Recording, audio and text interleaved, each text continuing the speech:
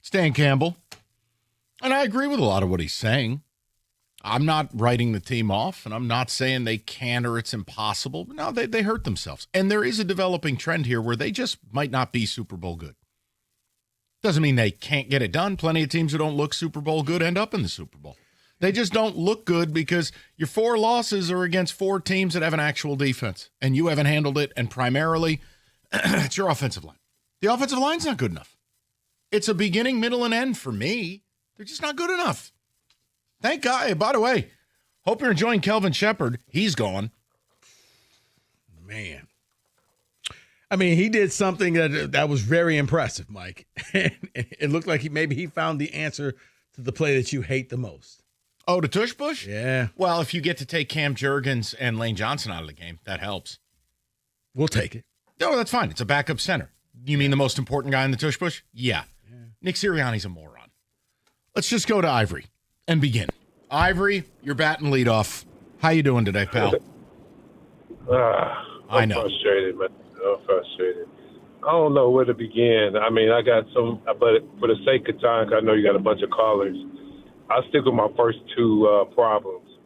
Look, I'm not saying, and look, just like Jared Goff said, everything's in front of them, right?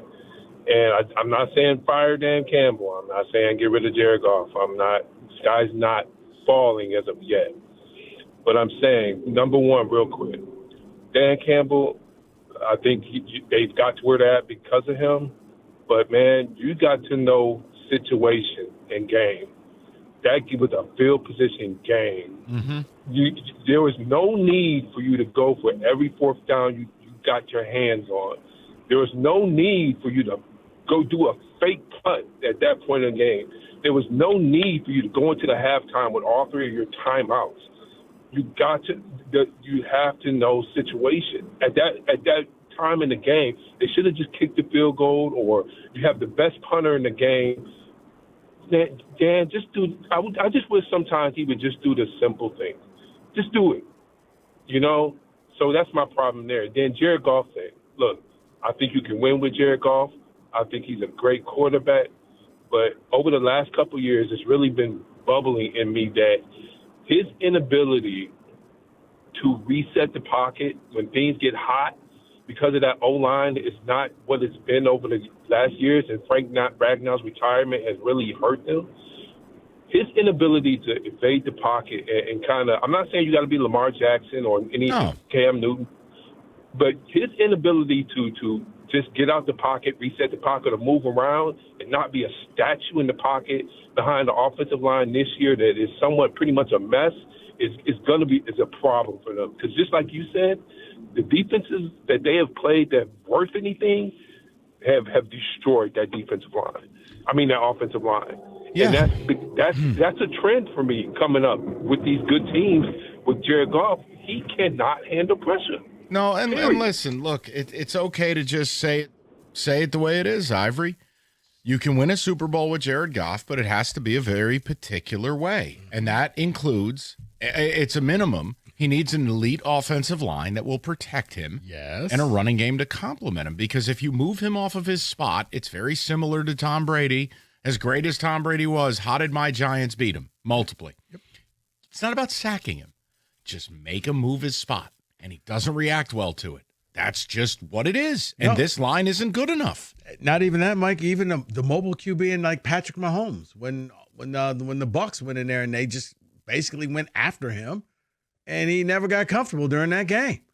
Last night you saw Jared Goff having to scramble on the run, thinking about passes. Like, he got sped up. He overthrew passes, underthrew. Like, he just didn't look like that guy that you see here at Ford Field, which, as you like to say, flow charts back to why that game was so important, because you don't want to play in Green Bay. I like how this flow chart thing is taken on a life of its own. It has. Sorry. You don't want to play in Green Bay. You don't want to play back in Philly. And like it or not, I know what you're going to say, Mike. You don't want to have to go and play in Seattle if you have. No, I respect the point you're making. My thoughts of Sam Darnold aside. And look, this team's building a little bit of a resume. They're not very good away from home. Mm-hmm. Let's go to Nick, 97.1. Nick, what's going on? Or excuse me, we'll go to Terrell. I apologize. Terrell, how you doing, buddy?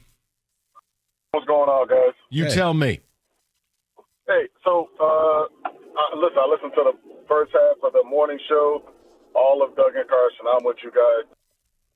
I think, yes, Dan's been gambling as usual. Yes, Jay underthrowing gloves, blah, blah, blah, blah, blah. However, no one said this. They did coverage to Amon-Ra the entire night and on arguably the best corner in the league. So why not say, hey, they got this guy locked down. Test the new number one. You're the first read. And then we're going to go into the fourth quarter. I'm saying this is after halftime because that's when I figured it out. Fourth quarter, all right, Raymond, you're the number one for the fourth quarter. Now we're taking pressure because obviously pass rush got to Goff. He didn't have time to read through the second, third. And Yeah, so but here's your problem. Terrell, like an example, you saw the Eagles. Corners were traveling with receivers, specifically a guy like Cooper DeJean who plays the slot. When Amon-Ra was going in motion, they weren't switching. He was traveling with him. The second thing, they took the pressure off of Amon-Ra. Look, there were some guys who had opportunities, but due to pressure, due to inaccuracies, they couldn't do it. I mean, Jahmyr Gibbs is a receiver. He had a 100-yard receiving game last night.